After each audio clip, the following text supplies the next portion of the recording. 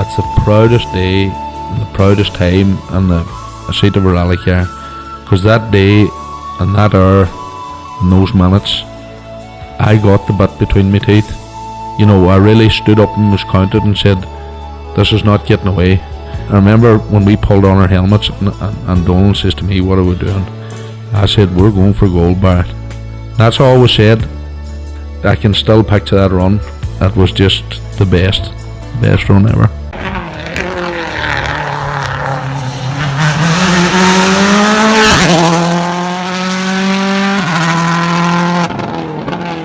Welcome to Krunching Gears, the Rally Podcast, Season 2, Episode 7.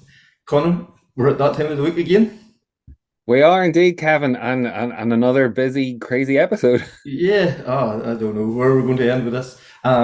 Before we do anything, can you please like, share, subscribe? All those things makes a huge difference. Yes, I've been watching, and the numbers every week are blowing us away. It's going up and away. So I'd like to thank each and every one of you. Or, you know, we've had a few specials already from the start of the year. I'd like to thank again those guests. The Nesbitt one there we put out the weekend. It's just, again, unbelievable. Appreciate the guests and everybody listening and watching to it. Connor, I don't know where they're all coming from, but it's gratefully appreciated, isn't it? Oh, it is. It's like, honestly, a fantastic response, blowing us away, way beyond our expectations of what we thought. And, again, it just shows you there is a fascination and a strong interest for the stories, the behind the scenes, all the bits that people can say. Maybe now, after a couple of years removed from some of the great competitions, we get a great insight into it. So it's fantastic that the crews are taking their time to sit down and chat with us and share their stories and now sharing their onboards with us as well. For sure. And we know it's not us you're listening to, so you're here to hear the stories. So, this weekend, in this episode here, we're going to speak with Callum Devine, who won the Midland Moto at the weekend. Also, we'll speak to Matt Edwards and Dave Moynihan, who finished second. But more importantly for them, it was getting a rally under the belt after the way Donegal finished. And that's a fascinating conversation. We also speak to the top two modified guys. They're on together, Gary Kiernan and Mark Alcorn. So it's good fun. They're we bit needling each other. And then to help us celebrate International Women's Motorsport Week, we have Hannah Davison, who won the Snowman Rally in Scotland the weekend, co-driving for Jon Armstrong. And then closer to home, we have Noelle Horan as well, and Noelle is part of the Motorsport Ireland, and she'll tell her own story a wee bit later about that whole thing. And then finally, to finish it off, Fafe is on this weekend, and ERC, we know about the great Irish contingent over there. So we caught up with Jon Armstrong and hear about his story before he competes now at the weekend. But Connor, Longford the weekend, cracking rally. Absolutely great event, well run. Got good weather for it as well, which is always a bonus. Some of the day. Well, yeah, for most of it anyway. And lovely to see Matt Edwards and David Moynihan back after Donegal, and a good strong performance from them as well.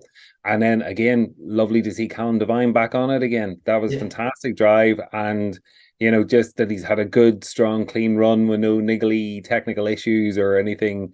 Lovely to see. Yeah, for sure. And I think it's reinvigorated the Tarmac Championship now. Callum's back to his best. Josh wasn't too far away. Like at West Cork next weekend's looking fantastic. We'll have Marianne back again, and Catherine McCourt, Desi Henry. New car. But I suppose we're going to talk more about that next weekend or next week's episode. But all the competitors I spoke to, they're all raved about how good the stages were, the organisation, every stage run on time, good stages, real challenge in them, fast but technical at the same time. So the event itself was so well received. So that's great to see. But I think, as I say, you're not here to hear us. First of all, catch up with Callum, and then that'll run into Matt and Dave. But I started off by asking Callum, was it good to get the one? Aye, I would say so. It definitely was good to get the lift again after Galway. As I say, Galway, we kind of got the head down a wee bit after it, and stuff, because we had some wee issues with the car stuff, with the fuel and the coils and stuff, and we were kind of sort of like, it was a bit of an annoyance, like, because we couldn't get to the bottom of it at the time, and then we kind of got to the bottom of it after the rally, and thankfully the boys have put in a great effort there this last 2 weeks or so after Galway, and thankfully yesterday now I was able to do my part and show that the car was quick enough, rather than trying to say that I'm just not fast enough. So. You have a great team there behind you, and this is not like it's not like a, how would you say that, it's not dedicated mechanics that's working 24/7 in the car. This is just a group of friends and boys that want you to do well, that are there whenever you need them. It is like that. Hey, funny, like Morris there, he's a mechanic, and me. I used to go down the back of the van with him whenever my dad was rallying, like, you know what I mean? So that's how long Morris has been there. He's been there since I was racing in I do when I was 12, 13 in a micro, like, and like it's Morris been there a long time.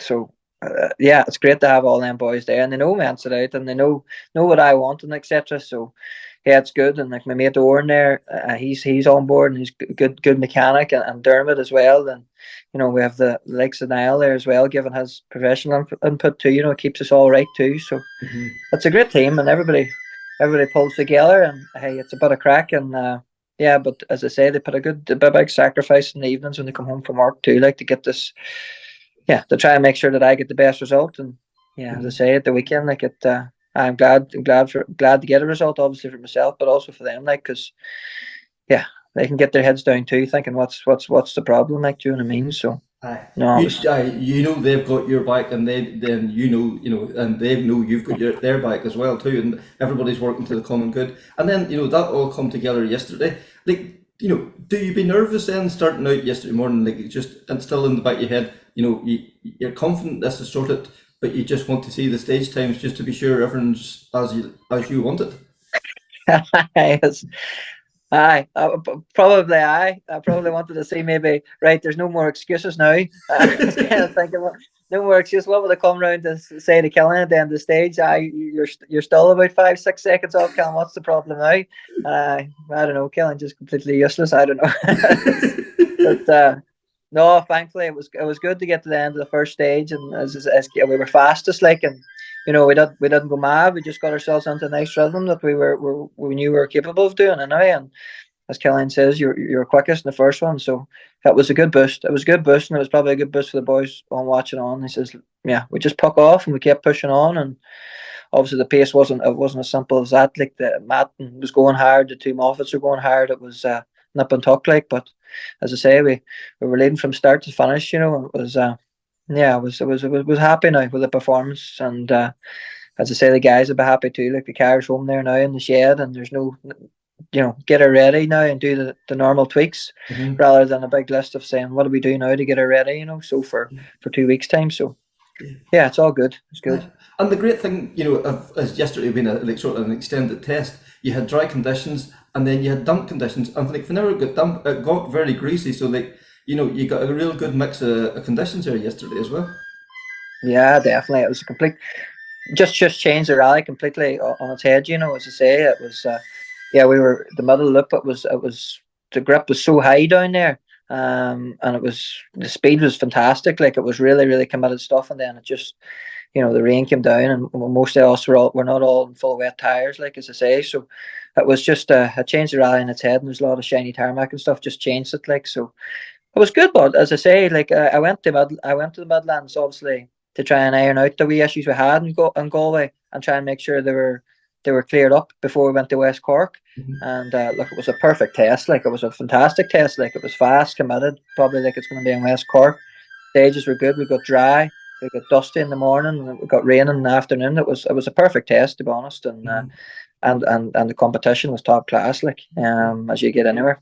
Yeah, I think, you had the two Moffats, you say, Matt Edwards, like, all the guys bar 2 or 3 that's going to be in West Cork. So like, it's a real test of the pace.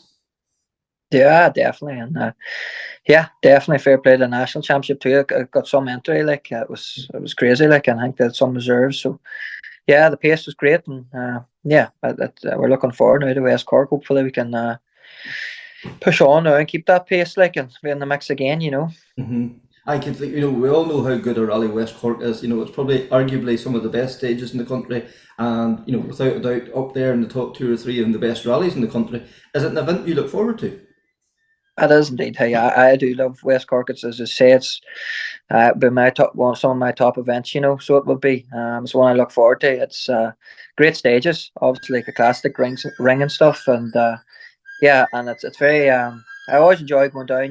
They're very accommodating. All the locals down there, as I say. Even when we were getting our tight for accommodation, I always managed to get somebody in the rally community, or somebody get you accommodation, which is great. Like, and it's no, I always enjoy going down Hayden Fair, and all the boys enjoy going down too. And probably that falls on to St. Patrick's weekend too. Like, it kind of helps, doesn't it? Gets a wee bit of a buzz around the place for Yeah. them boys. So that's good. No, I enjoy going down. Looking forward to it too. Yeah, and that team you talk about, like you have Niall McShay there in hand, a former world champion. Like it must be great to have somebody like him in your corner as well. It's just sometimes, something you're just not 100% sure of. To go and ask somebody like Niall McShay, that is, I think, has to be a massive boost to anyone. Well, sure. That's you couldn't buy it. Like, to be honest, like, he's been about a long time. To be fair, always there meant to me or any question I have, and like, as I say, like, I come in there and I'm obviously some things are not great at explaining, and like I can explain it to him, and he gets me now at this point, and he knows what I want as a driver, so he can relay it a lot better, and he works with the boys, and he's very hands on. He's very mechanical himself too, which is another bonus to the whole thing. So and sure, the experience that man has, it's fantastic. Like, and it's great. It's great now.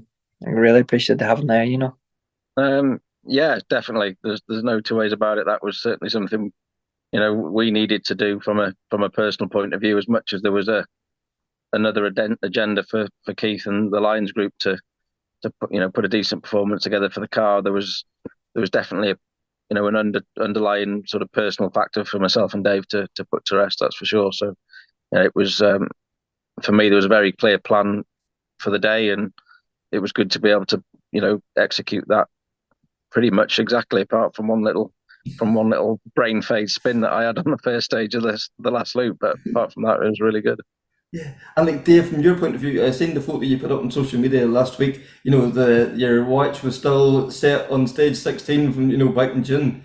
To get back into a rally car and to do what you've done yesterday, like, do you be nervous before the start, or do you have to just block all that out and just, I'm here to do the job? You're always nervous. I think you're always nervous, Kevin. It's I think it's part and parcel of rallying. No matter how much or little you do, but the more you do, probably the less nervous you'd be.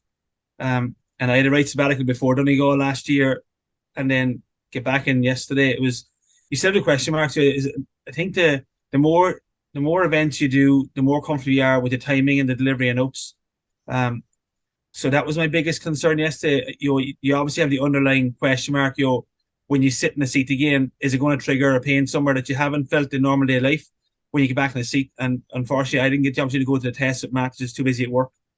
So that question still remained unanswered before yesterday. But no, here, any chance you get an opportunity to sit with that man there, you don't turn it down, no matter how ill or how sore you be. You take the opportunity by the scruff of the neck and go with it. Yeah, and I would say, like, within 10 seconds of getting the green light at the start of the first stage, that was just like getting back to Saturday or Sunday morning in Donegal again. It was just natural. Yeah, Matt says by the time you pull third gear, you forget those things. So he wasn't far wrong. I've just actually explained. I've managed to sort of put into words or into text earlier to the chap I worked with in Barbados how it actually felt to kind of let a process take control. And it's like getting on a train and going into a tunnel, so you can't stop it and you can't get off.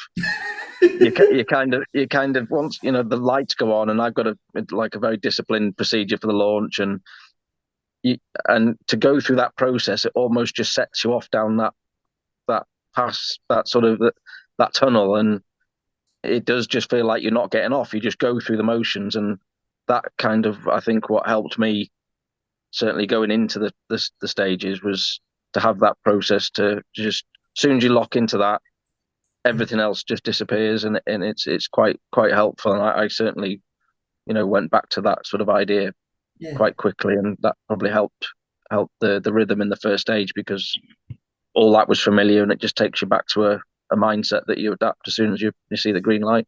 Yeah, because like we had talked before, you have to lock everything else out that's going on before. Whenever you're sitting on that start line, it's full focus on what's going on. And as you say, you have the process, you have the tools to make you concentrate fully on what's in front of you at that moment. Yeah.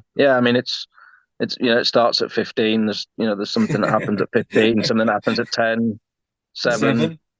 Yeah, and it just happens the same. Don't say 9 or 8. Go 10 and then 7. Hey, but he's right. Once those things are, that's your targeting. So you pulled it forward to the line. 7. He reaches the handbrake. He hits the launch button. Throttle's initiated, and then the system you kind of fall into automatic mode from there on, I think. Yeah. Then just try and keep up with him. Yeah, but isn't that amazing? Like that process, and like you've only sat with him in one rally, but you now know all those little ticks that make him work, and like that is like how quickly that relationship has developed. I think that's part and parcel of kind of navigating or I think that's the biggest task of recce with someone for the first time. It's trying to get into their brain to understand what they're seeing when they call that note. Because if you can't understand why they're calling that note, you'd never get time right to deliver it, if that makes sense. And I was asking questions with somebody else. Matt's system's quite complex in that he probably has more notes than most people to deliver, because there's nothing left unanswered. Everything that has to be delivered, everything's on the page. So in that respect, there's quite a bit to it. But no, it's I think you have to inside someone's head to understand why he's calling that note that, and what it's telling him. But I've heard Matt explain, for him it's painting a picture. He hears the note, and every note, every sequence of a corner would be different. I mean, no two corners are the same. There'll be something on the entry or the exit or the surface or the angle or the entry position of the car, which is unique. And to Matt, I suppose, it just paints a picture. He can then visualize where he is at all times nearly. I think Matt, I'd like to think it doesn't give you.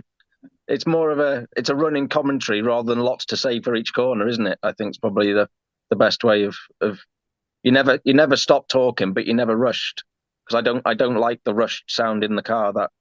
That messes me up. And fair play to Dave yesterday again, because he didn't miss a note. There was no, he knows I don't like a repeat as well, so I don't think we had one repeat all day. You dare not repeat.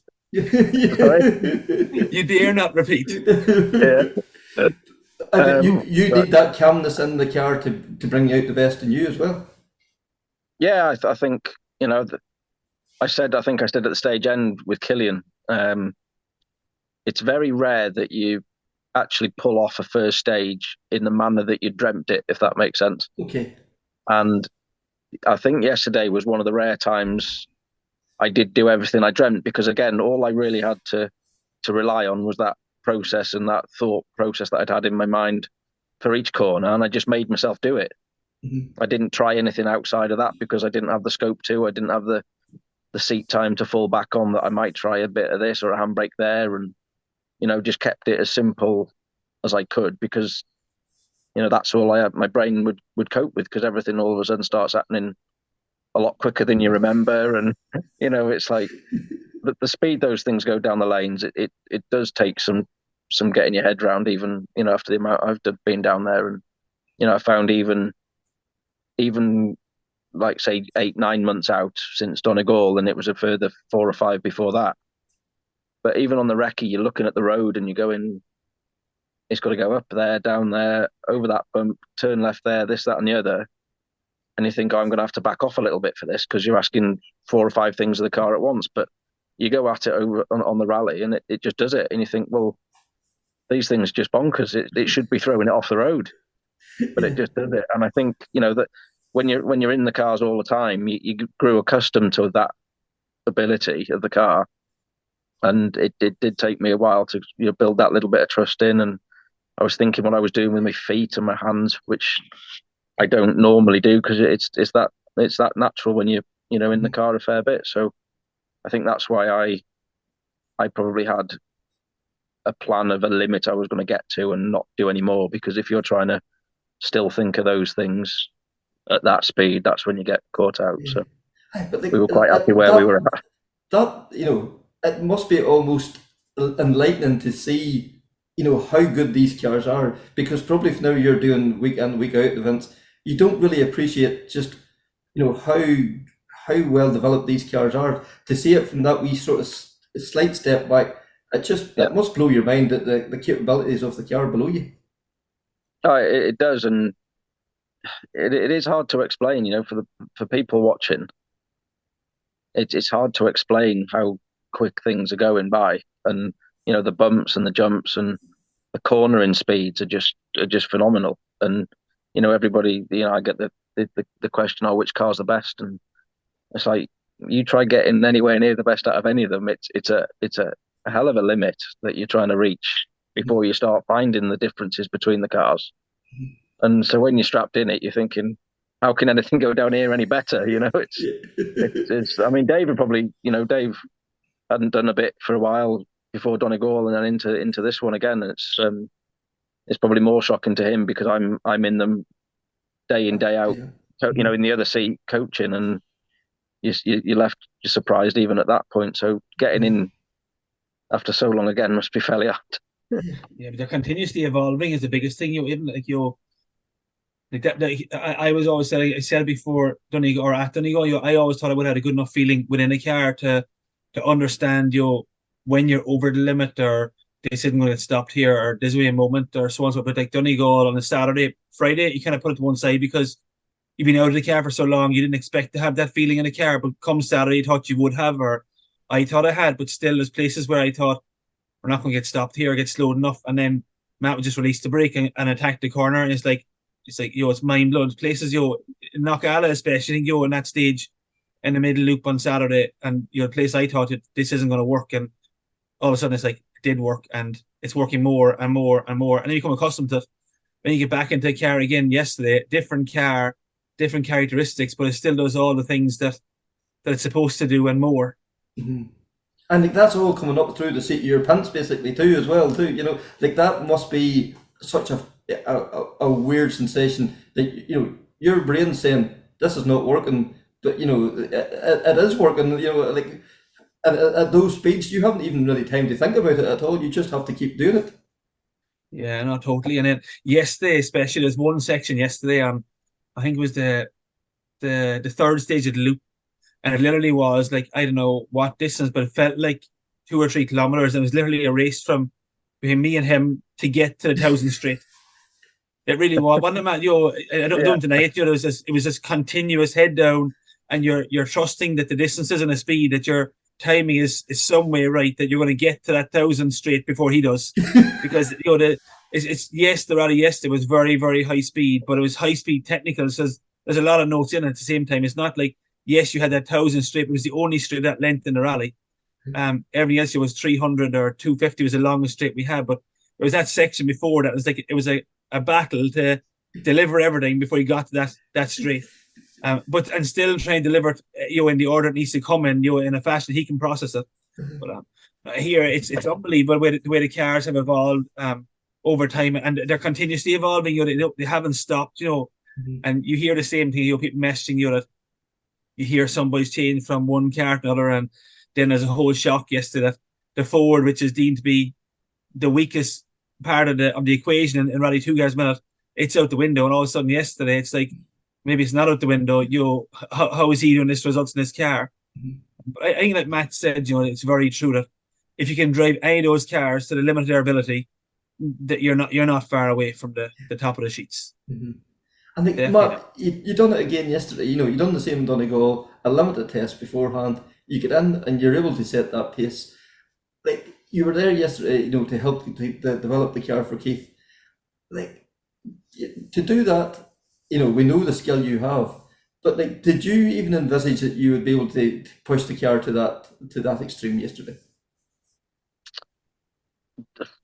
for me to say I pushed it to the extreme probably isn't accurate, because I didn't feel, we didn't have a single moment anywhere. There was nowhere that it, I mean, once or twice in the wet, it had that little chatter under braking, but I mean, that's to be expected when you're on completely the wrong tyre. But I think there was a lot of self-doubt. You know, I'm not going to kid that I was convinced that I was going to do that. Time's gone by when I've, gone into a tough event. There's always the self-doubt, but it's always been all right. You know, I've always been where I'd hoped to be. And the longer you're out the car, particularly after the last time you were in the car, I mean, okay, I did a few events in the historic Fiat, which was forestry, which is arguably a lot lower speed, and there's, a lot more time to process stuff. And, that, I don't think that quite gave me the same level of confidence back that it would have done going straight back down the lanes and, on tarmac. But, the longer you're out the car, the longer the doubt, consumes you, if you like.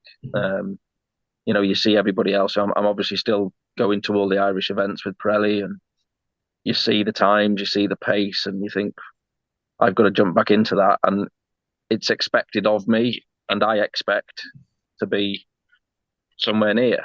And the funny thing is, I know Kilian's a big part of these events now and the stage end, but I remember coming up to the stop line and thinking, right, Kilian better have some good news for me here. It is, you're waiting for that time, and because that's all that matters at the end of the day. It is that time that you're looking for. And, you tell him, I mean, regardless of what had happened with the cars behind, the fact that we were faster than the two in front. Yeah, that's all mattered to you at that moment. Yeah. Yeah, everything's working. The car's obviously okay. I'm okay. Dave's okay. He's not in pain or anything like that. It was always. You haven't cried yet. But it was always a possibility, because he hadn't even strapped a set of belts on since, which was fairly foolish on their behalf, if you ask me. But he wasn't bothered. I think he was getting in whatever the situation. But I think you better believe it. It was just a bit of relief, and you obviously you have that little moment of, right, okay, that felt absolutely fine. There was no drama, no nothing, no risk. Everything went as I planned in my head, and the time somewhere near. Even if Callum took a couple, but first stage in a car, first competitive time in a Fiesta on tarmac. So just to put all that together, again, big part of it's the preparation for me, and trusting what you've done with the notes, and that we did like probably 50k of that test the week before, and that felt good straight away. And I think it's just like an ingrained, I keep saying the word process, but that's all you can refer to it as. It's just very ingrained in me, and I just take that everywhere I go and apply it. I think that's just why it works everywhere. And what I teach is not car specific, it's not event specific, it's not surface specific, it's just process. What I believe works. It just what I believe works to get a car from A to B as fast as you can. And if I don't preach it, then I've got nothing, have I? So I just went back to that and got on the train and didn't get off. But the train yesterday, the best of the best there, you had Callum Devine, the two Moffats, all guys that if you want to go and compete anywhere in Ireland, they're the benchmark.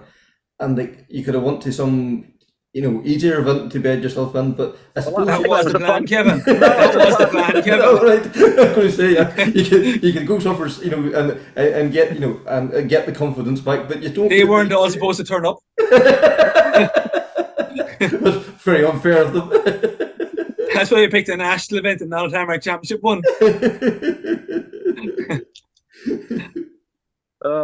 It's true. It's true though. It wasn't. Keith rang me on the Monday after Galway, and I was just in the kitchen pottering about, and it's like I just said yes straight away, and I put the phone down. I thought, oh, what have I just done there? I kind of wasn't prepared for the phone call. I've spoken to Keith a few times and his father, and there wasn't a relationship there that would generate that phone call initially. You know, that was one surprise, and then the second surprise was, you know, do you want to do the rally? And you know, it was completely independent. It was his idea, and I just said yeah, and off we went.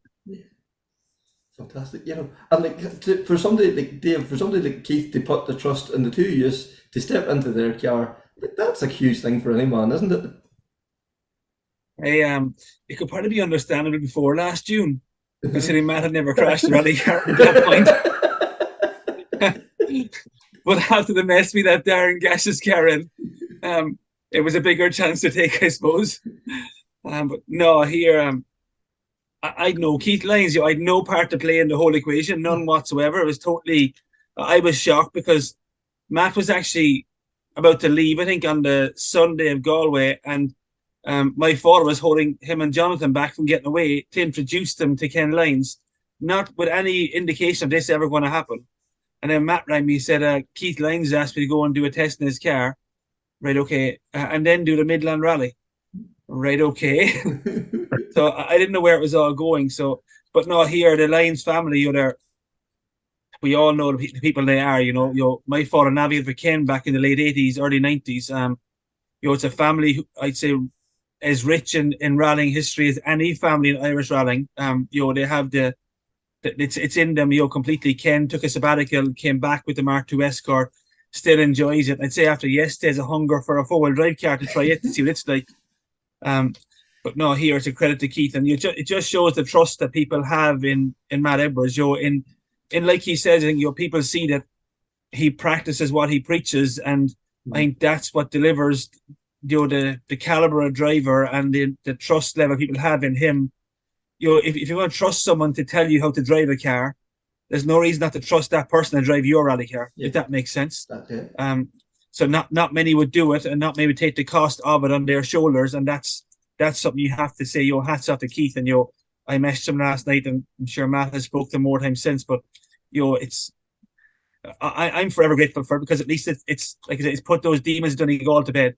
Mm-hmm. You know, you can now look towards wanting to do something again, or knowing if an opportunity comes to do something again, you're not going to have that doubt or that question mark over anything really. You know, so no, it was a credit to that family. For sure, totally. For sure. And like Matt, you know, you said earlier, this was Keith Lyons arranged this. This wasn't, you know, any team or anything come to you. This was a personal a guy coming to you, and you know, can you help me set up my car, really? Yeah, effectively, yeah. And I think his words are basically, I haven't got the time to go and do 5 rallies in it to work it out for myself. You jump in it, set it up to how you want, and I'll kind of learn to make it work. Because I mean, typically I'd jump in with somebody and we do a test to make a setup work for them. But I think Keith wants to learn a setup that works. You know, definitely works. Mm-hmm. And his mentality was, this was the way to do it. And although it's not the way I normally would do it, I didn't disagree, and I took the chance. But yeah, it's a remarkable little story, really, that evolved in 2 weeks, if that. And you know, I was very busy the week before, and you know, I think I've been back on the ferry 3 times in the last 10 days. So it's been, you know, busy, and you know, lots of things to work around. But you know, I wanted to do it. You know, if you've got to take these chances when they come and make it work somehow. It's, you know, there's very few opportunities out there, and you know, from a commercial point of view, for me, it's you know, it's got value as well. You know, to jump in and do something like that and help Keith as a you know, future customer. And obviously there's a link with M Sport there that, you know, may or may not develop from here, but you know, it's just good to be have done an event again, and to have felt comfortable throughout. You know, even when the rain came, it's like, well, yeah, I'll just go and soften the car off a bit and do my thing, and you just go from there. And it didn't really, the rain didn't have the effect on me that I thought it might do in my head, because even though Donegal was a, you know, an accident in the dry, there was obviously various reasons that it happened, and I was content that there was nothing particularly out of my control that could go wrong in the wet. So I was happy where we were, even though we were on on the wrong tire. Yeah. And the one thing that yesterday is probably the issue it's going to create is the hunger for more. Yeah, that's for sure. I think it's always nice to be hungry for something. I think that's what probably has given me the drive that I've always had. Is I'm hungry because I've not quite got all I want. If you've got it there and it's easy, then it's more difficult to push because there's not the incentive, or I had to make something work yesterday to give me some platform to do more in the future. It was a bit of a risk from that point of view, that if we were 9th or 10th, then that's not really good leverage to go forward for anything. So it wasn't just to turn up and drive the car. Yeah, it's okay, hand it back. It was right. We've got to maximise this, not by taking chances on the stages, but doing it how I feel is best with the process and the preparation and everything, and get a result that justifies trying to go forward again and find a budget, and whether it's Donegal or whatever it is. I'm just out there to try and stay current and still go rallying because it's what I love doing, and it's what the business that I've got as a result of it is all about. It just keeps me in. I don't really feel like I ever do a day's work. and so, Dave, from your point of view, Dave, I would say, you talked about the nerves and all before, but I would say if the phone rang tomorrow morning and said there was a drive there for later in the year, you wouldn't have to think twice about it. Like I said, Kevin, any opportunity to go around that man there, you don't turn it down no matter what it's in. So no, here there's no secret. There's unfinished business in Donegal. Not the winner. Donegal's event where everything builds for an Irish rally. It's the top of the pile. It's where everyone gears towards Donegal in June. And don't get me wrong, when you see the route that's being released day by day from Killarney, it's nearly as enticing to. You'd love to be going to Killarney and head down Cods Head, Groom, Healy, past those stages, but here, unfortunately, it's like me and Matt have had this discussion, and more than one time, but you've gone home from yesterday now with a double whammy. You're motivated to do so much and want to do so much, but you're frustrated because there's no access to the budget to go and do what you want to do. It's not even worse from my point, because I've done a lot of rallies. I've over 250 events done in total, but I haven't got many victories, or titles to hold my name against it. Matt has multiple rally wins and 3 British titles.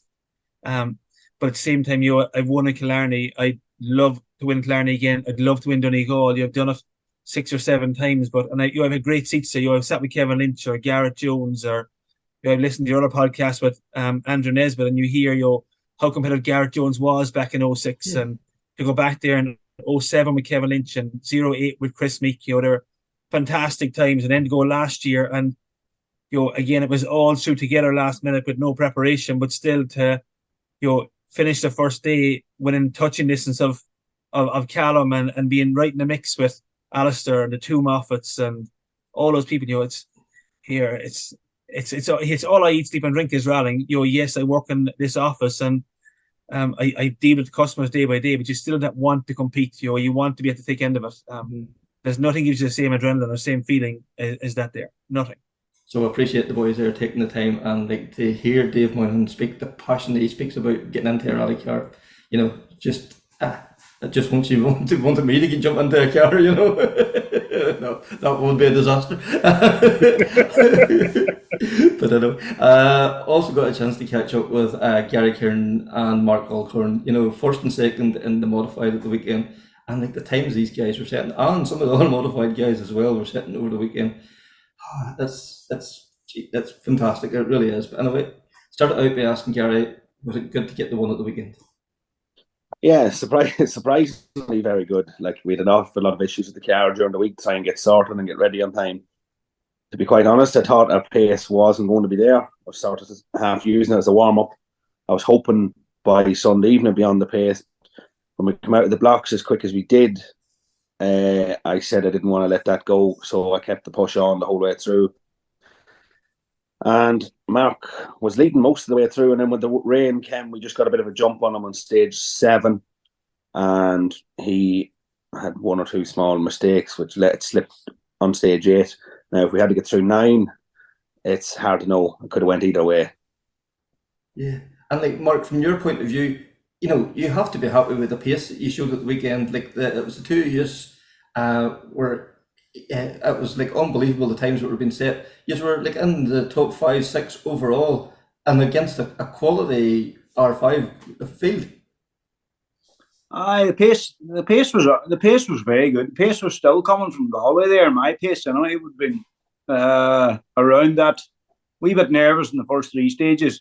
I was a wee bit slow in them there ones, but I didn't expect Gary now to have that kind of pace after the kind of handlings he had in Galway, like, so he stepped right up to the mark there, and he's on the same, like me and Kevin was in the same kind of pace, and I just didn't think Kevin or Gary would have been jumped up to there now, because he's kind of a slow starter, but I knew he'd be up there after the second or third stage, but he was just off from the very go. So it was an enjoyable pace. Now it was it's nicer at that pace than when if you're up there on your own, it's no good.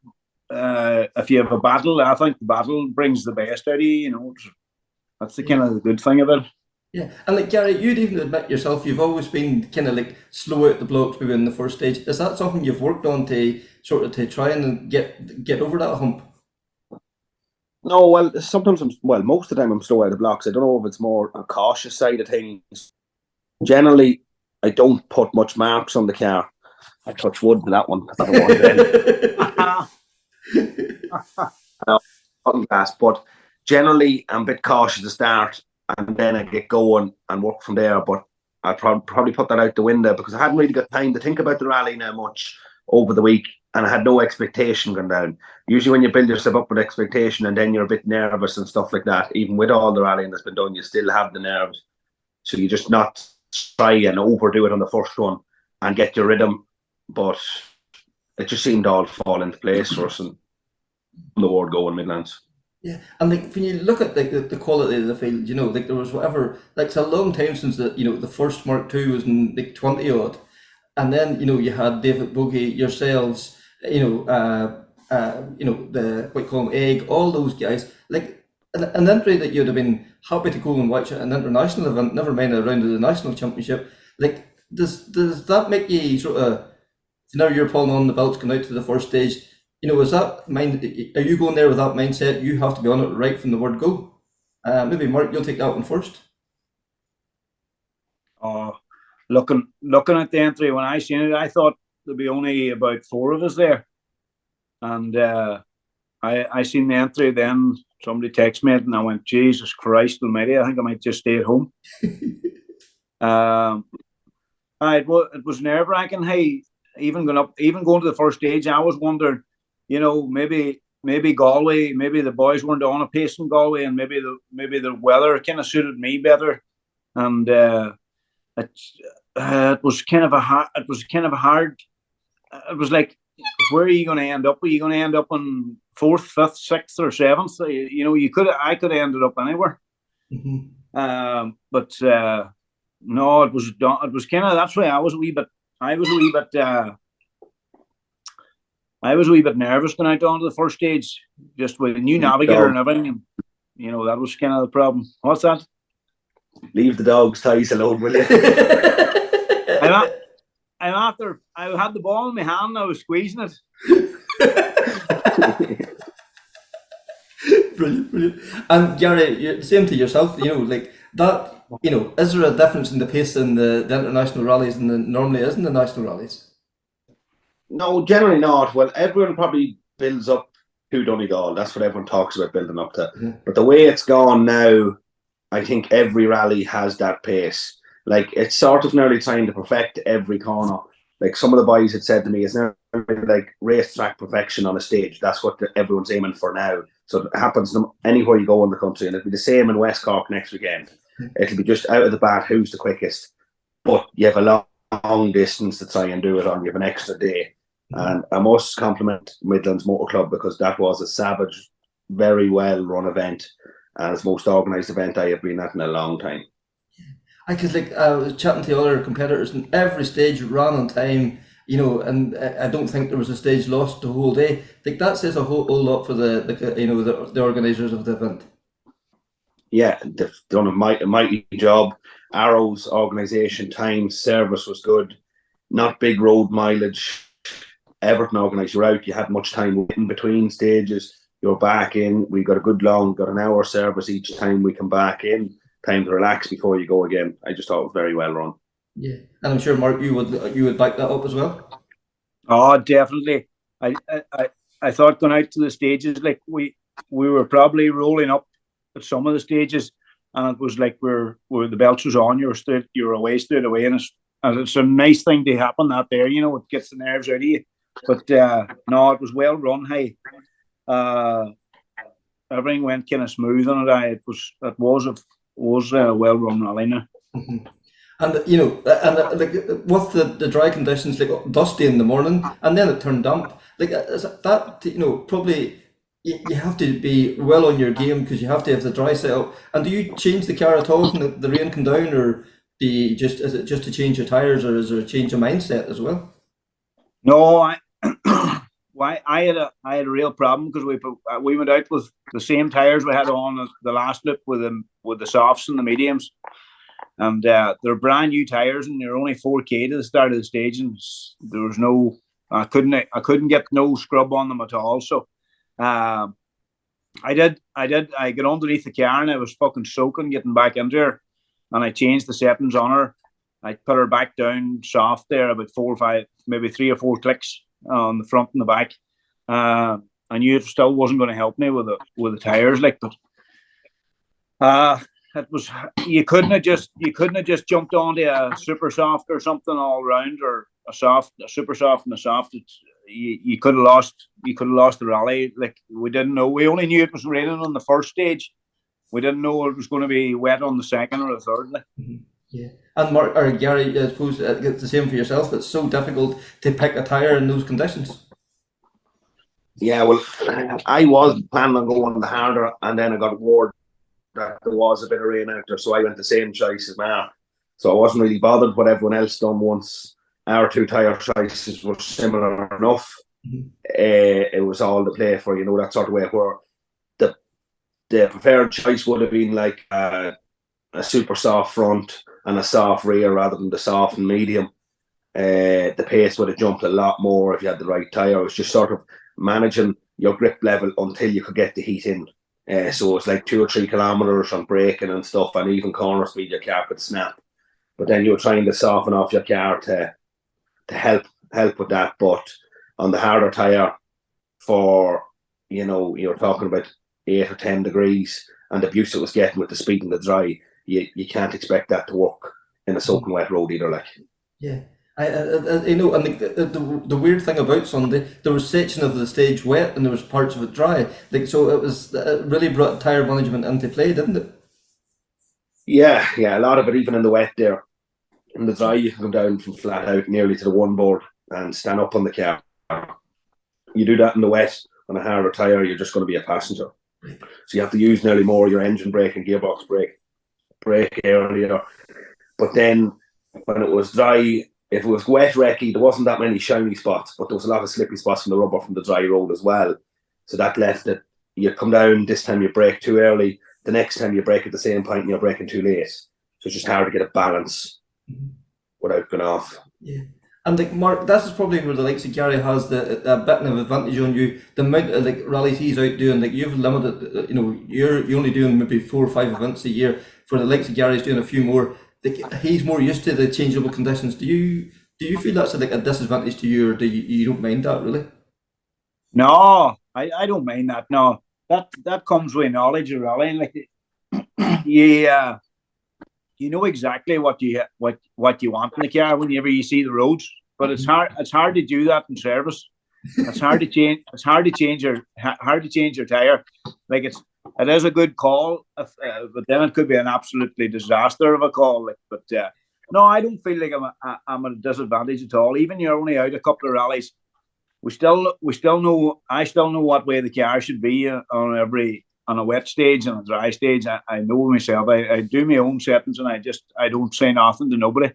So No, it's not a disadvantage. No, even you're out a lot. Like if you don't know your own car, it's neither here nor there. Like if you're not going to be on a pace, so you need to know your car before you're out there. So. And like from and a bystander's point of view, like I know Egg hadn't been out since Donegal last year, but like him, there in the last loop of stages, I think he was third quickest overall. Like once he gets the few miles in below the belt, he's going to be a force to be reckoned with again, isn't he? Well, listen, I don't really take the Darians into consideration at all. Like we're in that's a different class. Like it's nearly a different class to us. So, Kevin was out, we haven't been out in Donegal, so like the last time I was out was Donegal, so Kevin wasn't out in Donegal, so it's the same thing for him, me going to Galway and him coming to Burr. That's not any disadvantage at all. Like you can't play that card every day. Like, you just have to go out and try and do your best. But no, the Darian's a different card. Like we're not going to beat the Darian. Should have been beating me and Gary hands down there on Sunday.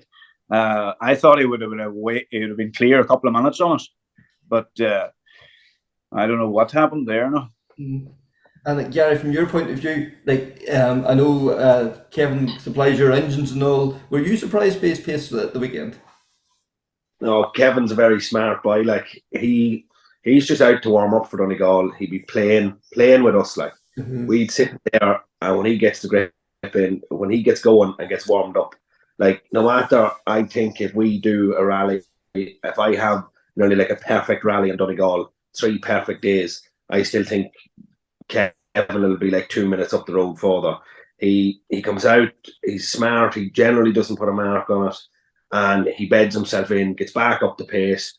You'll see him, just say if he does 2 more events before Donegal, you'll see where his pace is at. Like it is hard to compare the cars. They have the engine sitting across the back, better traction, lighter, better aerodynamics. But look, our cars can't compete. To me, they're not the same, but the boys are driving them very well. Like between him and James Stafford, guys can drive.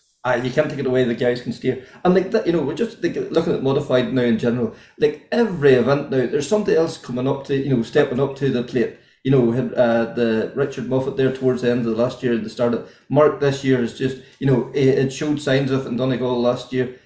Every event there's another new name at the top of the timesheets. Gary, it must be fantastic. Just every event you go to look around you and there's 10, 12 guys there that's all going to be capable of winning the rally. Yeah, but them boys you were talking about are always fast drivers. The problem was more so they couldn't piece it together. They couldn't put all the puzzle together. A lot of them are getting that now. They're getting very consistent stage on stage, rally by rally, and that'll just bring the pace on up more. And the more the merrier. The more that comes into it, the race is better for the crowds to see, and it makes it more enjoyable. If you have more in a race or the pace is hot and you lose a bit of time and you fall from just say the top race further back, that there's still the race the whole way back up, that you have to fight to get back up rather than just you lose a minute and you're still maybe in second or third. That's no good for no one. If you lose a minute and you're back to 5th or 6th, that you have to fight your way back up, it makes it more enjoyable for everyone. And Mark, from your point of view, like does that lift your game too? Vanessa? Like every second counts. Oh Jesus! It's like this here. Hey, you can't even go into a junction and overshoot anyway at all. You can't put the back wheel into the middle of the grass, say in the middle of the road. You can't do nothing. You can't leave your braking too early. You're going to lose them a couple of seconds. It's just down to fine margins now. It's unbelievable. I don't even think I touched the handbrake all weekend. Like you have to play a very very smart game now. Wheel spin in the car coming out of a junction just could cost you that one and a half or a half a second here or there, and a couple of them there through the stage. It's so fine of margins. Like as young Moffat was saying there in his interview, like he was just blipping in wee small places, like didn't lose any wild time, but he knew he was. If he'd done that 4 or 5 times in the stage, he was lost in 4 or 5 seconds. So you know, it's very, very fine margins there now at the minute with, on that kind of a pace, and everybody's nearly on there. You know, they're not far away. Everybody, you know, that 7 or 8 people, like even old Desi Keenan there. Sure, Jesus, look at the age of Desi. Huh? I thought he was going to drive the front of his car onto the back of mine at the end of stage 1. Hey, he was he said he got a sniff of your paint. That's what pushed him on, you know. So. I know. So he's not finished yet either. Definitely not. No. But Gary, like, you know, that's it. You know, it is fantastic for us spectators on the ditches. Like the way you guys all push each other on, and the way you wind each other up too. It's half. It must be a great day's fun to be involved in all that. Yeah, but that's part of it too. It's part of the slagging and winding. Who's going to win? Who's going to take what of what? But I had to laugh. I was chatting to Kevin Eves one of the days, and he says, "Yeah, the R5s are great," but he says you get quite bored watching them. He was watching the weekend. Probably throwing him under the bus here now, but he said see the modified and hear the modified coming. He said it's serious to watch. Like he hasn't watched it in a long time, and he said it's class to watch. Like the R5s, he says bore you. But he says the modified is the thing to watch. I don't know. I haven't watched the rally. If I'm not doing it, I can't go and watch because I haven't the patience to watch. Would you not go and watch a rally? You know, I know I've chatted to other people, and they said they would hardly even go down to the end of the road to watch a rally. Isn't that mad? And yet, when there's a rally on, you want to be in the middle of it. I'd go to service or something and be talking in round service rather, because if you go to watch, you want to be there yourself, so you're not too bad at service. Yeah. And Mark, would you be the same? Like, would you have any interest in going out and watching the car? I'm exactly the same. You never see me at a rally unless I'm doing it. No. I don't want to be out in the stages at all now. No, just it's bad notions in your head. Kevin Eves and them was just ringing the other day. They said they were going down to Cork, and I says, Jesus, I would love to. He says it was great to watch there at the weekend, but he says I would love to go down. I said I would love to go down, but then I thought to myself, no, geez, that's right. I hate watching them. You would enjoy the party, but just not just stand about. Exactly. Down for the party. And then Gary, from your point of view, West Cork now coming up, not this weekend but next weekend. Do you feel confident that the pace is good now going into it? Yeah, I'm feeling comfortable now in the car, which I wasn't in Galway. The confidence was probably at an all-time low at the back end of last year because everything started to seem to go wrong for me. But I was happy. I was happy with my pace there now, and I am comfortable in the car, so I'm looking really forward to racing the likes of maybe Jason Black, Conor Murphy, Kevin Eves. I'm not sure who else is in, but I know them 4 boys are definitely in. Maybe the 2 O'Callaghan's, Eddie and Christopher. So it's going to be a big pace there from the word go on very, very, very fast stages. Probably, well, I don't want to insult Donegal, but probably one of the pick of the rallies of the year is West Cork. It's one of my favourite events. Yeah, they do seem to be real driver stages down there. You know, everybody talks about Ring, Ardgroom, and like they are, you know, become classic stages in the Tarn Championship in a very short space of time, really, haven't they? Yeah, the speed is really high, and it's generally very abrasive. If you can get the weather down there, it just makes a super, super event. Yeah, lovely listening to Mark and Gary there, and it's quite obvious the competition isn't just on the stages between the two of them. And Gary was waxing lyrical about the West Cork stages, so really looking forward to following how they all get on down in West Cork in a week or so. International Women's Day this week, and there's been a whole series of events from various places about women in motorsport. And as part of that, you caught up with Hannah Davison and Noelle Horan. Yeah, like Hannah's originally from County Antrim, and she's over and competing across the water now, and living and competing across there, and she celebrated her first one at the Snowman Rally at the weekend, you know, and like I just thought we'd catch up with her to hear her story, and then after that, then we go into Noelle, then another great story there as well. Thank you very much. Thank you. Yeah, it's a massive milestone for me, as it would be for anyone. And yeah, just still absolutely in cloud nine about it. Absolutely, yeah. And like, you know, growing up in Brashean and, you know, the McKillop household, like anybody that knows that John McKillop knows like how much of a rally man he is. Was rallying a big part of your life growing up then? Yeah, definitely. I mean, more so in the garage than anything. But yeah, I think the story goes that I was at my first rally, which I think was the Circuit of Ireland, when I was 2 weeks old. Obviously, I don't remember much about it, but I think Dad was just so excited to show off his daughter that went along to the Circuit of Ireland. And yeah, I mean, I've always been out in the garage with my dad, always been on events with him, always wanted to compete, but never sort of plucked up the courage to ask anyone to take me out. But yeah, spent many weekends at rallies with Martin McCormick, Desi Henry, Molly Taylor, all the list goes on and on. So yeah, I mean, that was obviously a fantastic background into what I'm doing now. And as I say, I always wanted to compete. And then when I met my husband, Josh, he was a navigator. And yeah, that's when I finally took the plunge and started competing. But yeah, motorsport was definitely a massive part of my childhood. I did all the girly stuff as well. I did ballet from I was 4 until I was 18. I think that was Mum trying to persuade me not to go into motorsport, but it didn't really work. So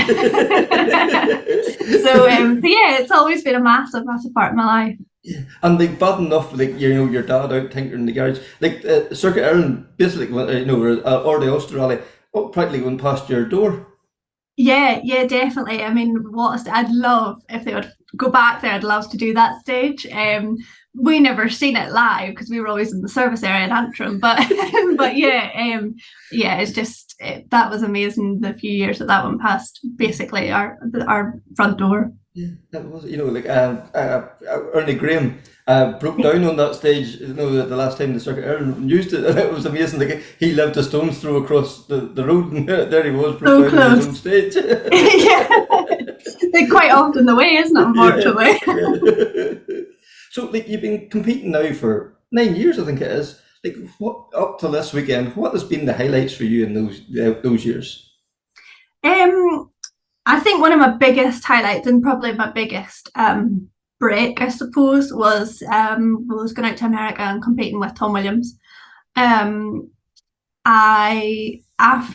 COVID, I set myself a list of things I wanted to do in rallying.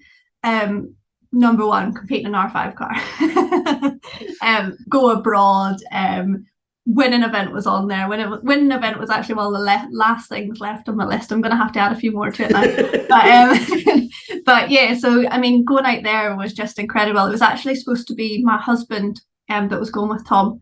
But we realised not very long before the event that his passport had expired. And we couldn't get one in time. And Tom, bless him, tried to get a really good navigator, and no one was available at such short notice. And I said, well, I can do this. So off we went, and I ended up doing 2 events out there with him. So we spent 2 weeks out there in August 21 and October 2021, and it was just amazing. Some of the stages they're just so different, so fast. And the full recce and all of it, and learning Tom's note system and everything like that. It was just amazing, such a good experience. And I think that really started me on the path to where I am now. I came back from there. Gordon Morrison got in touch and wanted to navigator for Otterburn, went there, came 2nd overall, and it just kind of followed on from there. It's a funny one for co-drivers. There seems to be this thing, if you haven't sat in an R5, no one asks you to sit with them. But if you have, you do. And it's like, well, how do you get to that point unless you get that break? So it's a bit of a tricky one. But yeah, really grateful for the whole Williams family. They were honestly so supportive, even up until last weekend. David was one of the very first people, Tom's dad, to message me and say congratulations. And that means the world. Yes. That's lovely, when people take their time to do that, isn't it? That's it. It was it's incredible how many people are watching behind their computers at home and you don't realise. But yeah, so that was massive for me. And I think the other thing is, I just obviously with my husband competing, there was quite a few events last year where we were seated the car behind each other and we came 1st and 2nd in class, and I've got to compete with my best friends, Jade Publey and Sarah Hunter and the Jim Clark, and little things like that just honestly mean the world to me. I do it because I love it, and when you get to do it with your friends and family, it's just amazing. Yeah, that is that. Especially having those shared experiences. Like you might not be in the same car, but when you're so close together, it's almost as good as being in the car together, isn't it? That's it, and we always have a bit of a competition for who's gonna beat who, or who's gonna do the fastest stage time. And there's always a bit of rivalry, and drivers get involved in it. It's amazing. It's really, really good. We're very, very lucky. Brilliant. And then, you know, like, because like Josh is competing as well. No, is there ever like a weekend that you can kind of step away from rallying, or is it like they're either prepping for a rally or going to a rally? It must be full on all the time. Yeah, there's always something going on. There's always a set of pacenotes flying around needing to be amended or whatever. But yeah, I mean, last year was really busy. I did 22 events, and I think Josh did 20.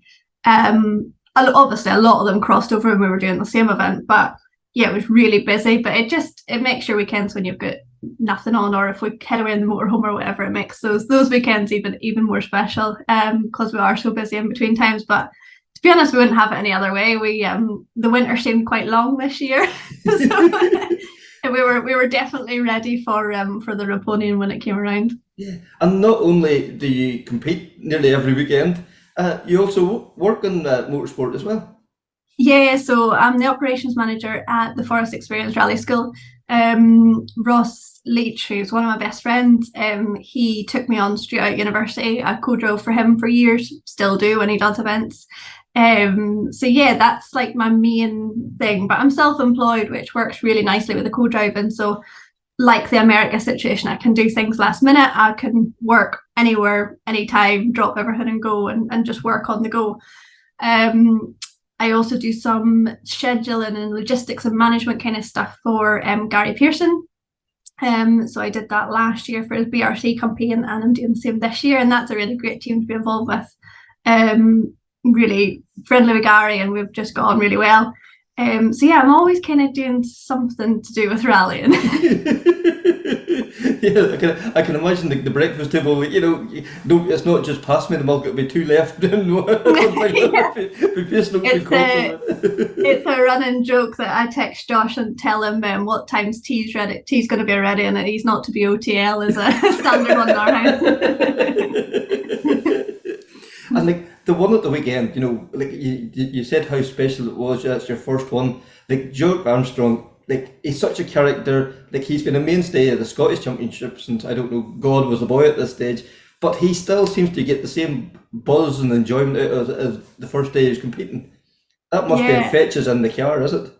Yeah, totally. I mean, he said to me before the event, he said, "Now, Cammy won with me on his first event with me, so no pressure." And I thought, oh, you know, there were so many R5s and amazing cars entered into the Snowman Rally, and I thought, oh, it might be punching a little bit trying to get that. And as the day went on, obviously we were up there, but Scott and Dan were running away with it, and fair play to them. Their times were just incredible, and we were absolutely gutted for them whenever they retired, and wish them all the best for their recovery and hope to see them back out. But yeah, I mean, going into the last stage, we were leading going into the last stage, but John Wink was quickly catching us, and also Michael Binney was right up there as well. And we had an hour delay sitting at the start line of the last stage, so it was kind of like, oh. So we got out the results from the morning and analysed them and seen where everyone's times were in the morning. And yeah, we knew going into that stage, obviously we had cold brakes, cold tyres, everything was sort of against us, but everyone was in the same boat, so we just had to take it for what it was. And we just managed the tyres over the first mile or two, got heat into them. The MRFs worked really well. And yeah, we got to the end of it, and we knew that we'd done a really good stage. We were both really, really happy with it. If we hadn't have won, we'd still have been happy, because we knew we'd done the best we could. Yeah. So we got to obviously we were the second car through. So we still had to wait, and John Wink come behind, and we got down to the passage control, and bless the marshals, they said, you've won. And I said, we pulled away from the passage control, and I said to Jock, I said, I can't believe it until I see it. Yeah, you're still this niggle in the back of your head. Yeah, totally, until I see it in black and white. But we pulled down the road a bit and got out, take our helmets off, and even just the feeling of that last stage, because it was so good. And we'd had such a great rally. I mean, it was just brilliant. And yeah, John Wink pulled in behind us, and we just knew by their faces that it was true. And I think Jock and I both had a tear in our eye on the way to the finish line. It was really special, really, really special. And you weren't tempted to do a somersault or anything like that then as well? No, I mean, he tried to talk me into it, but I said, Jock, I've got a rally to do next weekend. I can't be breaking any legs. And then, this being International Women's Week, like, great, you won the rally, but also on the podium, one of your good friends, Claire Mole, as well. Yeah, amazing. I mean, gosh, the career that Claire has had, I could only dream of doing half of what she has done. She's an incredible co-driver, and yeah, it was so lovely to share it with Claire, and especially being a Borders woman as well. And yeah, it was just lovely. It made it all the more special to be up there with her, and the history and knowledge and everything that Claire has is just incredible. Yeah, and like, she seems to be so approachable. Like, there's no question that it's a silly question. She's there and more than helpful with everybody.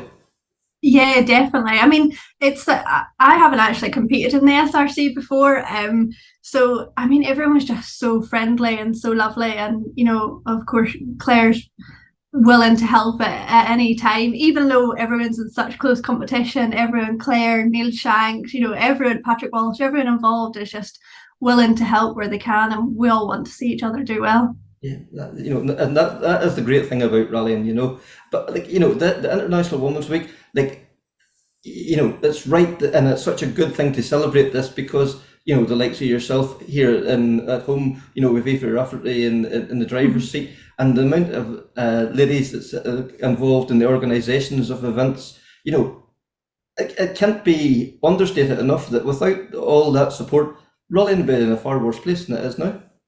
Oh, that's exactly it. I mean, it's just, even I've noticed a massive difference even since I started 9 years ago, with the amount of women competing, involved. It's just brilliant. You never go to a start line or arrival control, but there isn't a marshal there who's female, and it's just brilliant. And the young co-drivers up and coming, Emily Easton Page is incredibly supportive, and we help each other out, and she's just brilliant. And there's loads of us, and it really is fantastic that everyone's getting involved, and everyone, I think the big thing is feeling that everyone's approachable, and you can learn something from everyone no matter where they're at in the sport. Yeah, and like that's the one great thing about rallying, like, it doesn't make a difference. It doesn't matter who you are or what you are. You're as long as you're there and willing to listen and willing to learn, you'll be accepted. And you might be a marshal, you might be a co-driver, you might be an organizer. There's a place for everybody.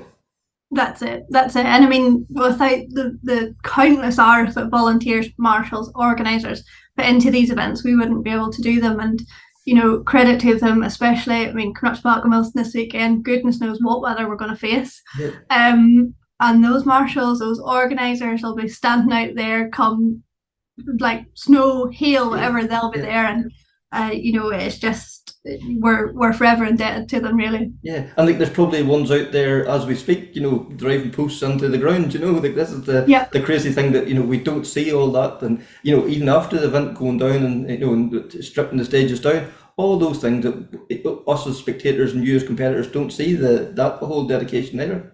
Yeah, that's it, definitely. I mean, I always try and remember and say thank you, because we would be nowhere without them. Definitely not. So now you've got the taste of victory. Like, where's the plan next? Or would you like to continue in the Scottish Championship with Jock, and then what other things is in the pipeline? Yeah, so I think I told Cammy I'd keep his seat warm for him for as long as he wants to step away with family and whatever. So yeah, our entry's in for the space side. Obviously, I'd love to do the championship with Jock. We'll see where we go. It felt really natural last weekend. We got on well. The notes worked well. So it worked nice. So yeah, I'd love to do the rest of the SRC. I'm doing the first round of the BRC this weekend with Gary Pearson. That's just a one-off event. Dan Barrett is co-driving for him from the second round on, but Dan can't do the first event, so I'm just stepping in on that. So I've registered for the BRC. I would love to continue in the BRC as well, and give that a shot, because it's something I've never been involved with. But yeah, we'll just see what's out there, and then I do love a run through the forest in a historic Mark II, so we'll see what happens towards the end of the year. So co-driver for hire, Co-driver for hire, yeah. Always. Yeah. So yeah, and then Montana, Gordon Morrison, he has got a Mark II Escort this year, so that'll be exciting to see where he goes with that. There might be a trip to Ireland, who knows? Oh, yeah. But yeah, and I would love to come back home and do some events, because I haven't done much at home at all. So I would love to come back to Ireland and compete. Very fortunate to be a member of the Motorsport Ireland Women's Commission. So it's women in motorsport, something I'm really passionate about. So I was thrilled when the opportunity for that came up. So as you rightly said, this week is Women in Sport Week in Ireland. And the big event of that is International Women's Day, which is on the 8th of March. So there's loads of events up and down the country for different sports and stuff. And we are having a webinar, which will be very exciting. So we're delighted to do something like a webinar, because it means that people from all around the country can join us, and there's no traveling or anything. And we have some really good guests on who we'll be chatting to. So we're really looking forward to celebrating with other like-minded individuals, men and women. Everybody is welcome, but we're really looking forward to it. And that's going out on Wednesday, so like unfortunately this will probably not be going out to Thursday, but but it'll be available afterwards as well. Will it be recorded and be put out again afterwards? Yeah, we're just double checking about that, so hopefully something will be, but we just have a few things just to iron out. So definitely, if people can get it live, it will be better, but hopefully, even going down the line, we're hoping it will be the first of a series. So we're talking to mainly competitors this time, but it is something that we'd love to do going forward, so hopefully it'll all work out well for us. Yeah, and like this, as well as happening in Ireland, this is happening around the world. We see Dirtfish is, putting a big push on it this year. Like they're having some great initiatives. Yeah, they're having a full month of it, which is amazing. I saw Michelle Mouton did a great video for them, and one of our own, Aoife Rafferty, has gotten a great article there during the week profiling the bits and pieces she's done in her career so far. So it's really great to see like that we're taking social media by storm. Yeah, absolutely. And it's great to celebrate women, and like in Ireland is once again leading the way. We think of Aoife, the amount of co-drivers here that's female, and never mind, all that's involved in the organisation of events. Like Aoife, has been a sensation really since she's got involved in rallying. Absolutely, and like in fairness, the Rally Academy are behind their crews 100%, so they're getting great support, which is great to see, because you have Grace and you have Sarah as well, so it's really great to see, and I'm sure they're ready and willing to accept other people down the line too, because they're a real friendly bunch, which is really great to see. Yeah, we're probably sick. People's probably sick listening to us talk, beating on about the Motorsport Rally Academy. It has lifted the whole profile of Irish rallying, and as you say, it's a very welcoming committee academy. It seems to be, regardless of your conditions, I suppose, it's bringing everybody in and elevating everybody, and that's drip feeding right through the whole field then as well. Absolutely, because then you have the J1000s as well, which is just an amazing thing, like you see them we were down in Clarny Forest doing 00, and like you see them in walking around Service Park, and they're so tiny, and they're just class to watch on the stages.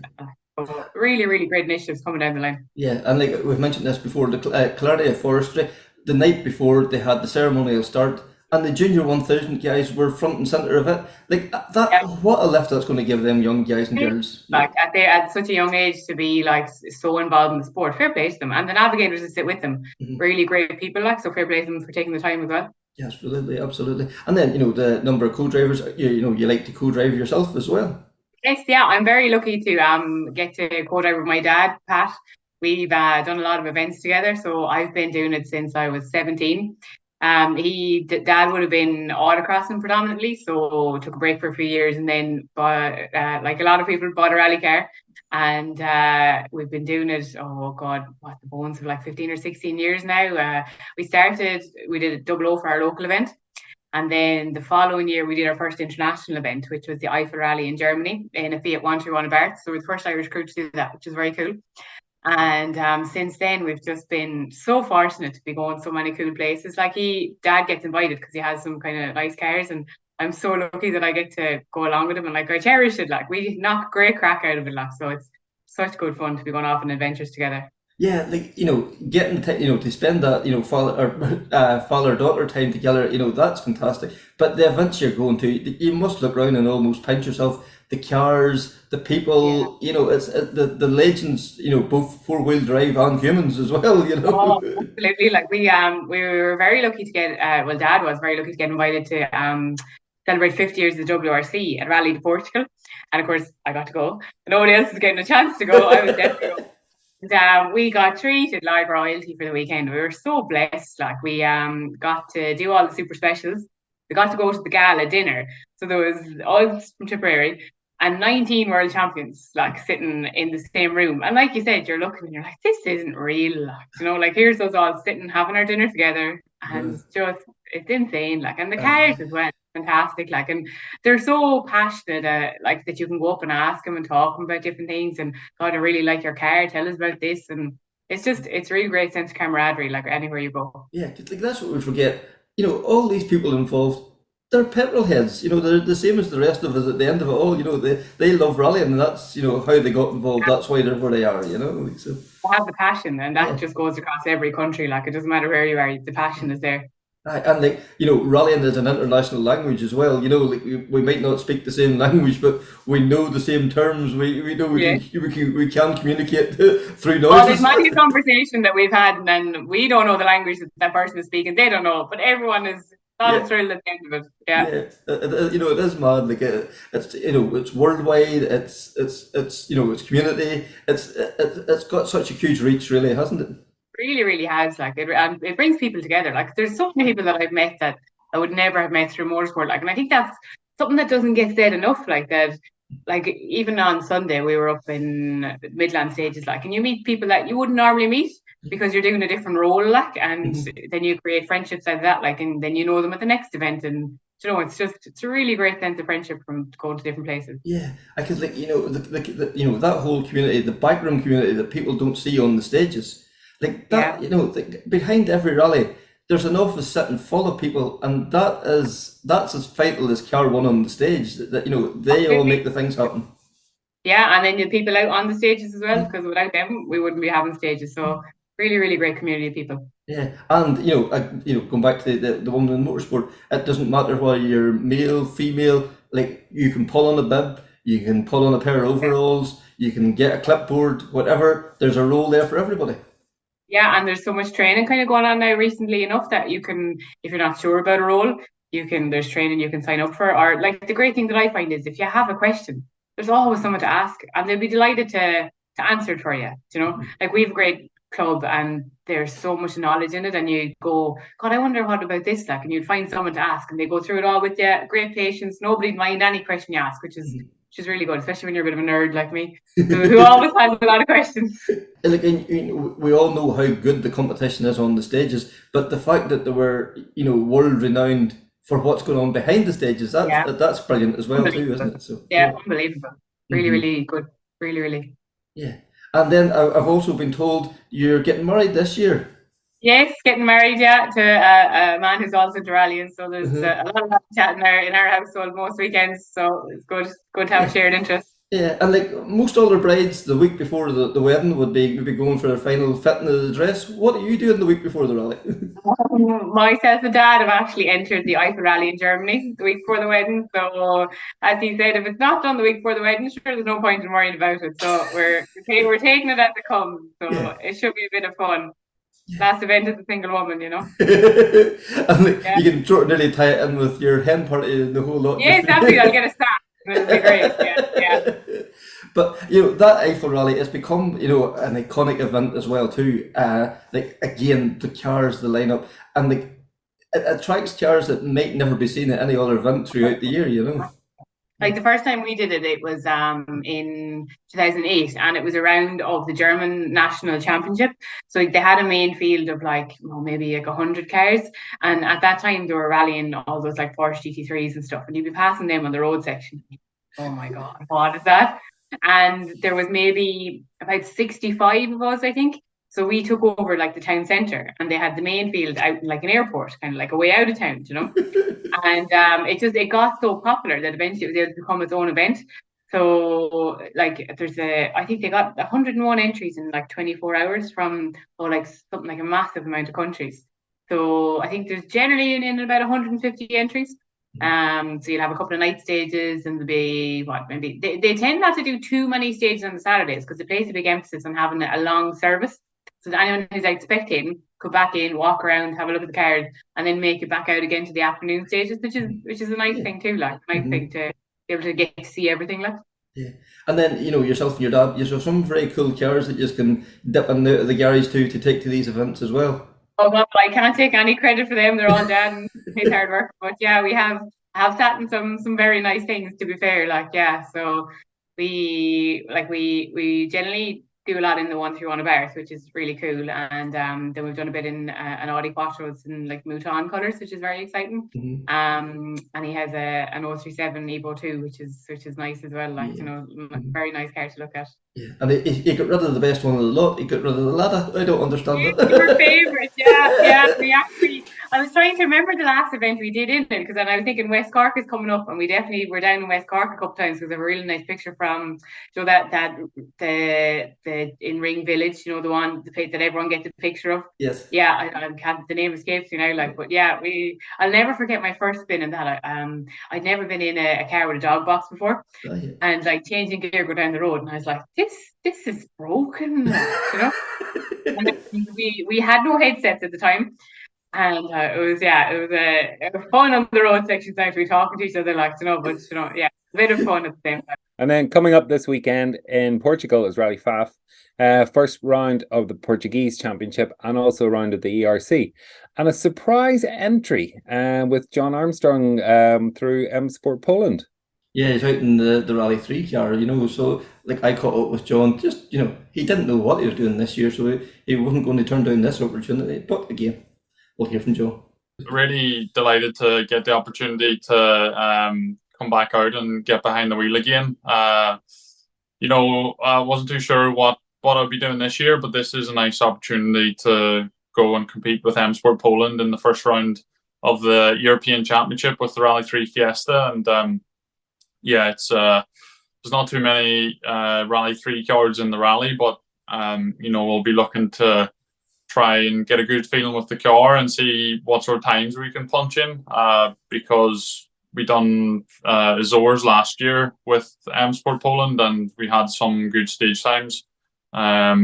It's hard to know if the conditions will be similar or if we're going to be able to put in similar times or not, but we're definitely going to give it a go and see what we can do.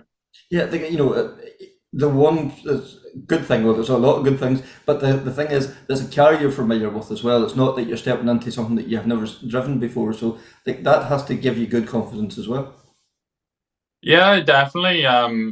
Funnily enough, it's probably one of the cars I've driven the most now. I've been lucky to do some of the development work with M Sport Poland, being the driver and working with the engineers and the team on their actual development test, which has been a new thing for me to do, and I've really enjoyed it. So that's been on tarmac and gravel. So for sure, I've done quite a bit of kilometers in the car whenever you pair that with the rallies that I've done last year too in junior WRC. So from that point of view, it's really interesting for me because I've been helping develop some parts of the car that are going to make it faster, and I'm not entirely sure what parts we're going to be able to use in Fafe, but I know for sure we'll be trying some things that we've learned during the tests, and that's something that's been really interesting for me to be a part of as well. So yeah, I'm looking forward to it. Hopefully we can be really comfortable with the car and the stages and everything, and have a really good push. But for sure, it's just nice to be part of that sort of setup. It's what every driver dreams of doing, is to be part of a professional team that are doing development, and that you're getting you feel like you're getting the best that you can, and then it's just up to you and the co-driver to do a good job and enjoy it then too. Yeah, it must be great that your input is making the car better. Like that must be every driver's dream. You know, everybody's out there, you know, searching for that elusive tenth of a second, or you know, that thing that'll make them that wee fraction quicker. And the fact that you're out there helping to make that happen, that's lovely to be part of that. Yeah, definitely. You know, there's been quite a few drivers involved in developing the Rally 3. And yeah, it's been a real pleasure to be involved in that, to just see the process. You know, you end up doing quite a few miles on those test days, and you try a big variety of things, which is quite cool. You know, it's just sometimes you're just driving to do mileage on parts, so you're trying to compare maybe two different gearbox ratios between each other and seeing where they're better in one part of the stage and compared to another. So for sure, it's been really cool to be part of. And you know, there's been other drivers like William and Max McRae that have been involved in that too. And I've been on a test with Max, and yeah, it's been interesting, even just, you know, sitting in with other drivers in the car too and seeing what their input is. But from what I know, the team value my input, and I think it's really good, and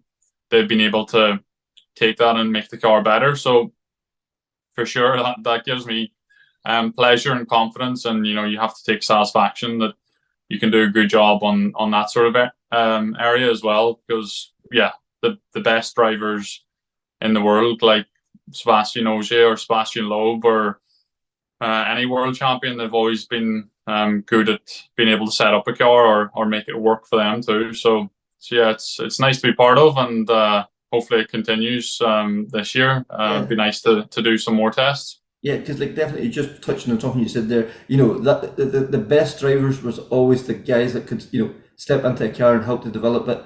You know, there is some drivers, yes, can jump into a car and drive around things, but over the course of the season, I think it's the guys that can adapt the car to make it work for them. You know, at the end of the season, normally comes away with the silverware, isn't it? Yeah, definitely. You know, rally is such a dynamic sport, and you know, each rally is different, and even one stage to another stage in the same event can be totally different characteristics. So you do have to think on your feet and be able to have a bit of knowledge of if something doesn't feel quite right between a loop of services, then you know, you need to be able to go and make that change yourself. And you know, it's part and parcel of being a rally driver nowadays, is that you have to be able to know a basic understanding of what the car is doing and how a setup change will make it handle different. And yeah, it's a really important part, and that's why some drivers are successful. Is maybe not that their outright speed is the best, but they can also think their way around a rally and make the car work for them too, for sure. So yeah, it's not something I was maybe always good at. I think I probably fell into the be able to drive a wheelbarrow fast sort of category, but I've seen, you know, how much of a difference it can make, just by even in the last 2 years, just starting to change stuff between the stages, just to try and get more speed. I've really found that it makes a big difference. So something that I become more and more interested in, because if the car's not working, it doesn't matter how hard you're pushing, you're not going to be able to get the times. You know, if you've got a lack of traction or stability or something, then you're just not going to be able to put in the time. So it's definitely a part of the sport that many people probably overlook, is getting the car to work for you. And it's having that confidence to know that if I change, you know, 2 clicks on the rear or whatever, that will make a difference. You know, it's not thinking, oh, will I try this or will I not try it? It's having the confidence and just doing it, and because you know it will make a difference. That's a huge part of the thing as well, isn't it?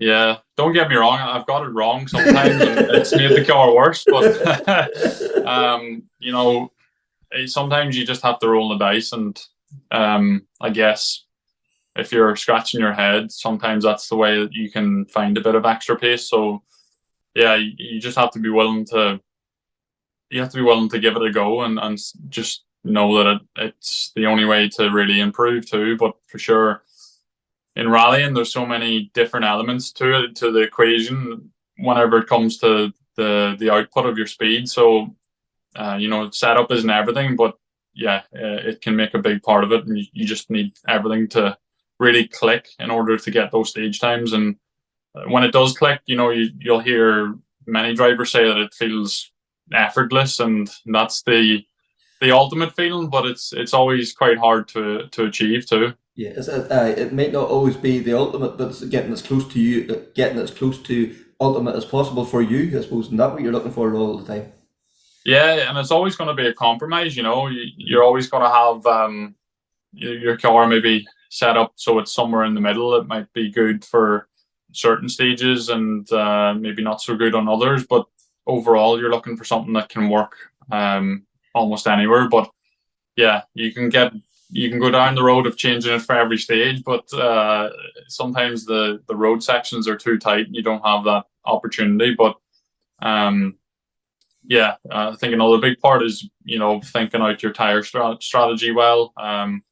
Obviously you'll work with your engineers to do that, but in junior WRC, it's mostly up to the driver and co-driver, or if you have Willie Mavidi, he might be able to give you a bit of a recommendation too. But no, you have to be able to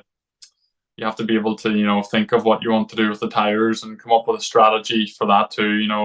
If you've got 2 spares in the boot, when you're going to put them on the car, and when you need to change them and get the most traction out of everything. So it's definitely a big part of the sport. And for any young drivers, I definitely urge them to get involved in that part of it more, or as early as you can, to start to understand the strategy and setup and just all the other parts of the sport. It's very important. Yeah, driving is it is a huge part of the sport, but it's not at all. It's all these other things that all come together to make stage times.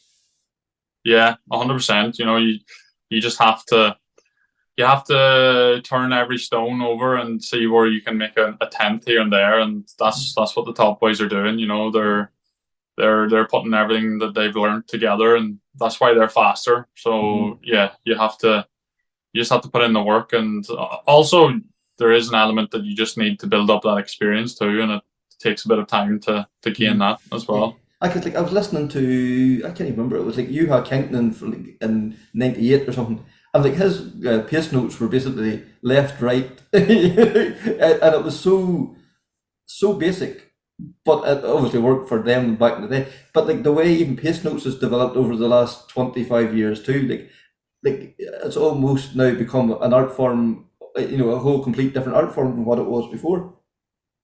Yeah, it is. You have to put in as much detail as you can without having too much detail. And I think I definitely, I think someday I'll write a book about my journey with pace notes, because I've been around the block and back. I've done a full circle of just trying different systems and different things, and the main thing is that you understand what the pace notes are, and it doesn't matter what you have in there. You could have squares and triangles and whatever, horses or dogs, it doesn't matter what you put in there. It's just as long as you understand it, and the co-driver also has an understanding. That's the main thing. And I think rallying is getting faster and faster. It doesn't matter what class you're in, the pace is always getting higher and higher. So you have to try and not put too much detail in as well, because that can also hold you back. So, but yeah, for sure, you have to work on just finding the words that work for you, in terms of a word that just describes something, but it could mean 3 things, but it's one word that describes those 3 things. It's short. It's finding a short hand for it. So yeah, it's a big part of the sport, and it's being able to commit to those notes. On a first pass, that's where the time is, and writing your notes is a big part of that. I think in the UK and Ireland we have a bit of disadvantage that we're not able to write notes on gravel rallies.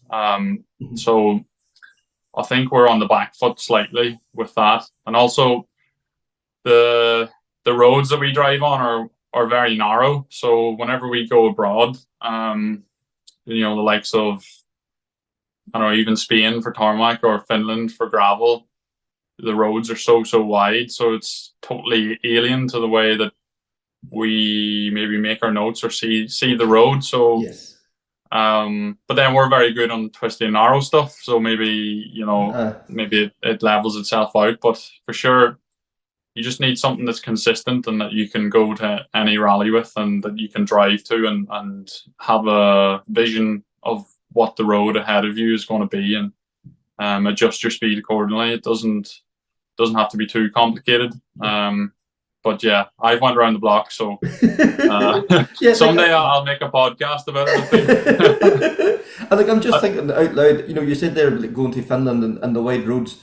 Like I can understand because you're so used, like say, I don't know, 5 miles high, and there's one track and that's it. Like if you go to a wide road, you have to find the quickest line through each corner. It's not just that's the corner. There's various lines to it. It's picking the correct line then, is it? Yeah, that's it. And I think it depends what works for you, but then you can sort of, the wider the road, I think the more you can get into sort of describing the speed and the line that you need to take, which does work if you get into a good rhythm of doing that. But yeah, sometimes it can catch you out then if you've got something a bit wrong, then you're gonna go off. And I think that's happened to me a few times. Just if you got something not quite right in your pace notes, but you're fully committed, then that's when you're going to go off, but you have to be fully committed to them to be able to set the time. So it's catch 22. It's going to bite you back at some point, and then just hopefully you learn a lesson from it, But yeah, I can't remember what the question was. But it's getting the correct line on that wide road rather than just a single track that there's only the one line almost through it. Yeah, so Well, I tell you how bad it's got. I've learned to listen to French and Finnish pace notes. That's how bad it's got. And you know what? That's actually taught me a lot. That just there's so many different ways to do it, but every driver's different. But it's good. I enjoy being able to listen to French drivers and Finnish drivers now and have a rough idea of what the calls mean. I don't know every word, but I know the basic direction and scale of the corners and other words for don't cut and line and short and stuff like that. So but yeah, I just need to learn more of those languages. It would maybe suit me better. Maybe more useful. Brilliant. And I suppose we should get back to Fafe this weekend coming up. Change of co-driver for you. Brian has stepped into sitting with Josh McErlane, but a very capable man stepping in beside you. Yeah, I got Andrew Brown coming in to fill the seat. As you said, Brian is doing the rally with Josh, and I hadn't really confirmed my entry until later on, and Brian had already accepted to go with Josh because John Rowan's getting married that weekend. So it's fine, and I'm looking forward to working with Andrew. I think he'll be a good man for the job, and I like the way that he delivers the notes, and also I think a big part of those events is being able to have someone that you maybe know or that that you'll get along with, and he fitted that bill, and he also sat with William Aviti, so that's always a good sign, if it's good enough for William Aviti, it's good enough for anyone. That's it. And Willie was set on the job of finding suitable candidates. So and Brian was happy with Andrew too. So yeah, no, it'll be a good week, and we've already talked over some of the pace notes and sent across some of the stages for the rally because we done 3 or 4 of them at Rally Portugal last year. So sent those across so that he can have a bit of look at them and then write them out in his own way and read them off a video as well. I think is what Andrew's going to do to sort of get him up to speed with the way they work. I definitely have some weird words in there, so it's maybe not the easiest job for a new co-driver, but they're essentially a 6 fastest system. I went back to that last year just so that it'd be easier for Brian when he jumped in. I knew if I was going to be changing around co-drivers, it wouldn't be so easy for someone to jump in with my old system, which was like really difficult for them to understand because it had like 15s and 14s and all weird stuff in it. So, but I still have some weird things, but not as much. So I'm sure it'll be 100%. But no, looking forward to it. I think it'll be good, and we've got a pre-event test as well on the Wednesday. So that by the end of that day we'll have a good setup with the car, and me and Andrew have a good understanding of each other, and as long as we communicate and say things that maybe we're not sure on or that we could maybe improve and just develop it over the week, I think we'll be 100%. Excellent. And like, what a lineup of cars is going to be there? Isn't it 37 R5 Rally 2 cars? Like mega. It really is. No, it's mental. It is crazy. It's a really amazing entry list, and there's so many big names there too. So many ex WRC drivers, and even WRC2 drivers and everything. Yep. So that's it. Even you go into the 20s, you've got proper quality drivers, and 20 and 30th on the road. I know there's a qualifying stage, so that'll mix it all up. But yeah, there's a great entry list. But it's good for me because I'm not in the same classification of car, and it's hard to know. It's hard to know where you're going to fit into that if you're in the same car, never mind in a different category of car. So I don't really know where I'll be or what my times will be like. But like I said, we want to get as close as we can and get a good overall result. So I don't know if I need to maybe target a few drivers or have a couple of drivers to focus on to sort of compare my times against and aim for, just to be in that natural sort of rally rhythm rather than just driving for the sake of it. So yeah, we'll see, but for sure I think it'll be a good event. Hopefully the weather's better than last year. It was very, very, very wet last year, and the stages just turned to mud, I think, basically. So they had snow in that region last weekend. So hopefully that's gone. That's gone, and hopefully it'll be fairly consistent conditions. Although you could argue that if the conditions are wet and more slippery, it'll be better for us in the Rally 3 car because we'll have smaller or not as wide of a car, so it's more better in the technical sections maybe, and also maybe better traction because we've less power as well. So we'll just have to see. Yeah, and like we can see how capable, like Wall Crichton done the circuit and West Cork last year here at home in the Down Rally, and like he was on the pace of the Class 14 Mark II Escorts and nipping at the heels of beating and nipping at the heels of some of the top Rally 5 R2 men here. So they are a very capable car, aren't they? They are. They definitely are, and like I said, the development is going to continue on those cars. I think there's a real desire for them to be a suitable, not replacement, but something that a driver can hop into and learn four-wheel drive and try to punch in some fast times and get some good overall results on rallies.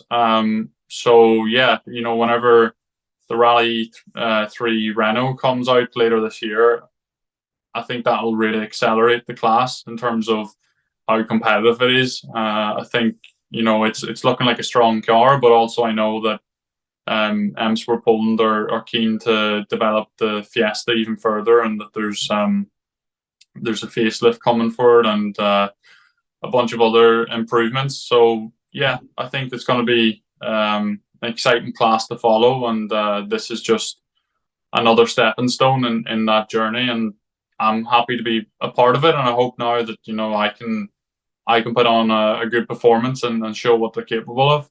Yeah, and we know how expensive a sport rallying is.